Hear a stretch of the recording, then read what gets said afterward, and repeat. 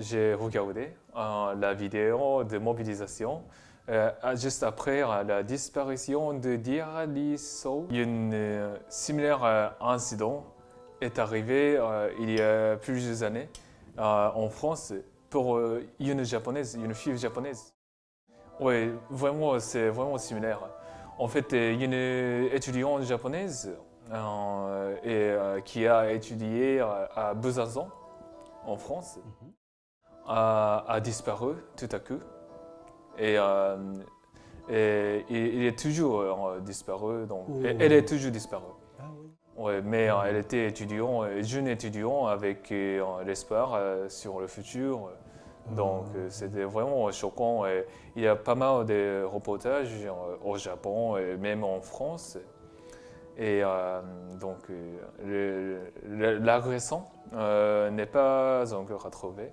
Mais en fait, il y a toujours le processus judiciaire est en cours sur un agresseur susceptible. Donc, mais quand j'ai regardé cette actualité, les Diarra Sow, donc cette nouvelle sur une fille japonaise, je me souviens de cette fille. Et ce qui m'étonne, en fait, cette fille qui s'appelle Diarra Sow, Oui. et ceux qui ont participé à cette mobilisation à Bordeaux, ils ont en commun, Oui. ce qu'ils ont en commun, je pense que c'est la nationalité d'abord. Oui. Oui. Et puis, je pense que c'est le sentiment de désespérer. Et ce qui suscite le sentiment de faire quelque chose pour elle. Mais c'était vraiment pour moi étonnant de voir les gens manifestant juste après la disparition pour s'exprimer leur soutien, leur solidarité.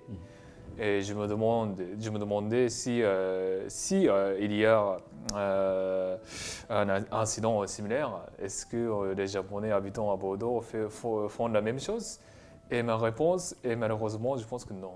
Je souhaite de fond de cœur qu'on retrouve cette jeune fille sénégalaise, Diarra Sow, et aussi cette jeune fille japonaise qui a disparu il y a 5 ans à Besançon. Et je voudrais également exprimer mes solidarités et mes soutiens à la famille de Diarra Sow et à tous ceux qui soutiennent, ceux qui partagent leur soutien et leur solidarité avec cette jeune fille sénégalaise.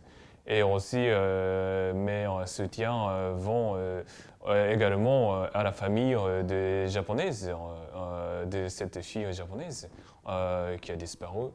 Et ouais, donc merci beaucoup pour votre attention.